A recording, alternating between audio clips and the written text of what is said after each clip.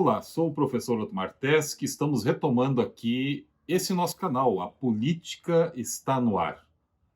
E estamos nesse momento celebrando e falando sobre o Dia Nacional da Consciência Negra, celebrado no dia 20 de novembro, em alusão à morte de Zumbi dos Palmares e que, juntamente com Dandara, deixaram uma herança fundamental para a nossa cultura, para o nosso povo, para a nossa organização social, para a resistência.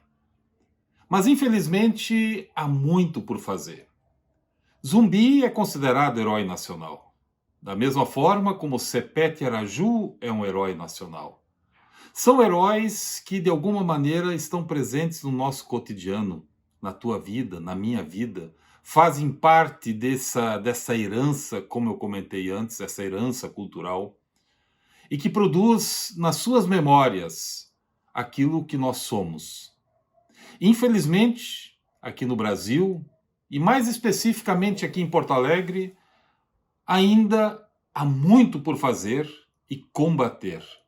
Porque não basta você não ser racista, precisa combater o racismo, o preconceito, a discriminação.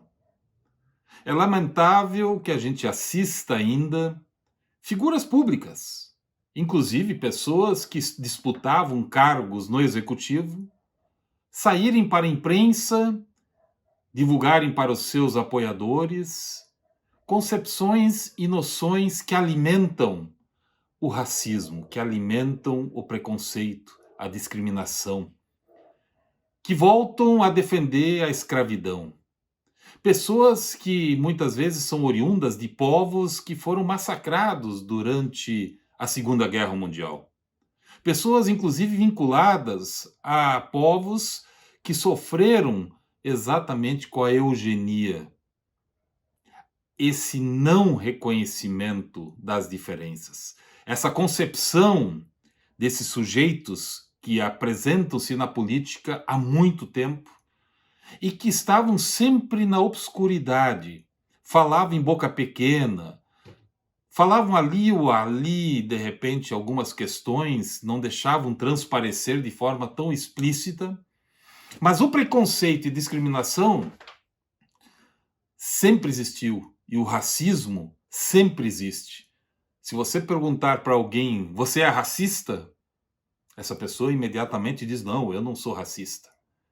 Mas, no fundo, aquele que diz que não é racista é racismo, porque o racismo é algo que nos é introjetado.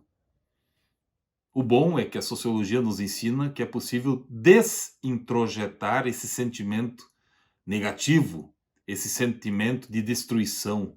O racismo é um conceito, é um termo que surge exatamente no século XX para definir esta desigualdade absoluta provocada, inclusive, pelo capital. O capitalismo, o fascismo, o nazismo, ele anda muito próximo da visão individualista, egoísta, que só o capitalismo produz. O modelo capitalista, ele produz essa exclusão. Ele é fundamentado na exclusão. Você que está me ouvindo nesse momento, de repente não está compreendendo bem. Basta a gente abrir os jornais desta semana para a gente ficar chocado com posições e opiniões desses líderes, dessas pessoas que representam um conjunto significativo da população que não quer reconhecer o outro politicamente, na sua diferença cultural, social e individual. É preciso combater o racismo. É preciso combater, sim, o nazismo, o fascismo. É preciso combater estas identidades que se apresentam e que acabam fortalecendo um momento de destruição. O que o nazismo faz, o que o fascismo faz, o que o racismo faz, e que transforma esses sujeitos que apresentam-se no dia a dia como homens brancos, que são sabedores, conhecedores da ciência, é apenas uma forma de exclusão absoluta. aquilo que a gente chama de uma concepção antropoêmica, ou seja, típico de vomitar o estranho.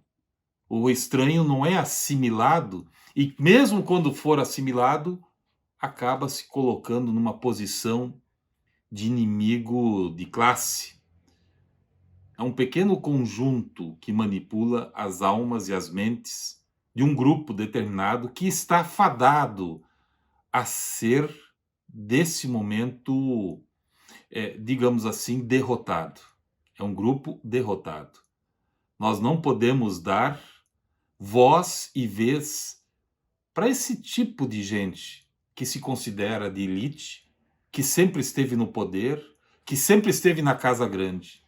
Eles não toleram a poesia, eles não toleram o canto, eles não toleram que mulheres negras, homens negros ocupem espaço de poder. Eu quero também destacar, nesse dia da consciência negra, que muitos acabam nem se lembrando porque celebram aí o Black Friday, mas não param para pensar que essa é uma data fundamental, é uma data de resistência, onde nós precisamos reconhecer politicamente as diferenças, sejam elas culturais, sociais ou individuais. É preciso, de forma prática, construir aquilo que está no Congresso Nacional e fortalecer o Sistema Nacional de Educação. Algo que em 2021 tinha que estar no cotidiano, na prática, e que de fato possa fazer um trabalho de combate desde cedo a essa verdadeira doença social que é transmitida por aqueles que defendem uma escola que não pensa, aqueles que querem apenas uma escola que eles chamam de escola sem partido. Não é verdade que a esquerda, há 40 anos, produz os produtos que agora assumem poder. Não é verdade. É verdade, sim, que as pessoas precisam ser reconhecidas na sua diferença. E é verdade, sim, que a gente precisa, como educadoras, educadores, professores, combater o racismo de forma sistemática. E quando aparecem essas figuras públicas se declarando de forma tão aberta como pessoas escravocratas, elas precisam ser, sim, julgadas, processadas por crime de racismo.